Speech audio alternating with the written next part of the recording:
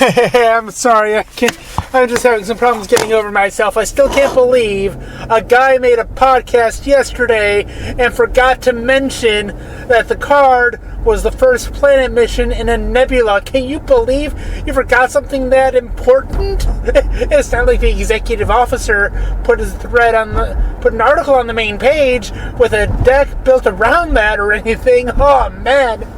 Anyway, this is Ross Fertel, faithful readers on the forums.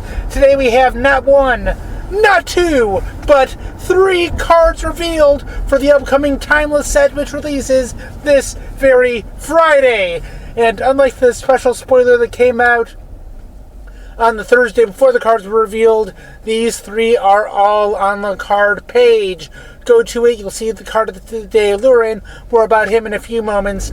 But you'll also see Minos. If you want some weapons and you want them good, that is the planet to go to.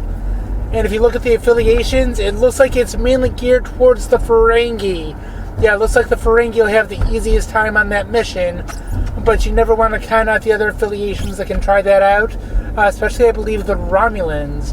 Acquisition is going to be the hardest thing to get unless you really want to go outside the realm of your affiliation. But it is certainly a possibility. And the 35 points is certainly nothing to laugh at. And next to take a look at would be none other than Omicron Theta, the homeworld of Data, or at least a planet that he was discovered.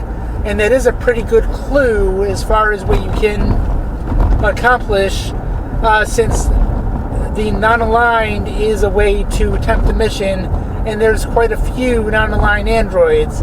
This mission does kind of seem to have androids written all over it, although if you look within Romulans, or should I say Notulans, they've got a fun way to attempt that. It's pretty feasible for them as well.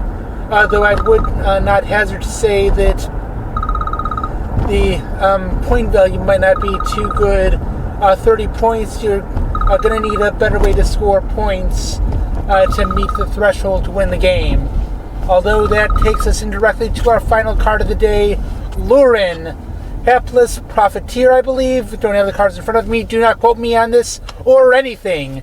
There's been a forum started on the thread, or on the forum started rather, where the benefits of this personnel, along with the existing version of his persona, are out there. The existing version, all the way back when the Ferengi were introduced as a fully playable affiliation with Strange New Worlds, is all about discarding equipment cards to get counters. This is a little different than that. He is the commander of the USS Enterprise D. If you know the USS Enterprise D, you know how to score 10 points, especially with the Ferengi one. So there are other ways to get other USS Enterprise Ds into play, but why when you can just get the Ferengi one out there? It's the easiest one for them to staff. Lurin has programming, so he can boost the range on that. And remember, the range on that ship is only limited by the number of personnel with programming you can get in play that are Ferengi aligned, and there's quite a few for that. Specifically, that one gives you your 10 points for programming missions, and that isn't really restrictive when it comes to the Ferengi. So there you have it. 3 cards, and especially with Lurin, there is debate that he isn't obviously better than the one that we got from Decipher. He is vulnerable to personnel duty, but so are a lot of other cards, and you're able to work your way around that. Only 3 times unless your opponent has recursive things, so it isn't a sure thing either way, but there are reasons to use one card over the other, especially with those juicy 10 points for the mission.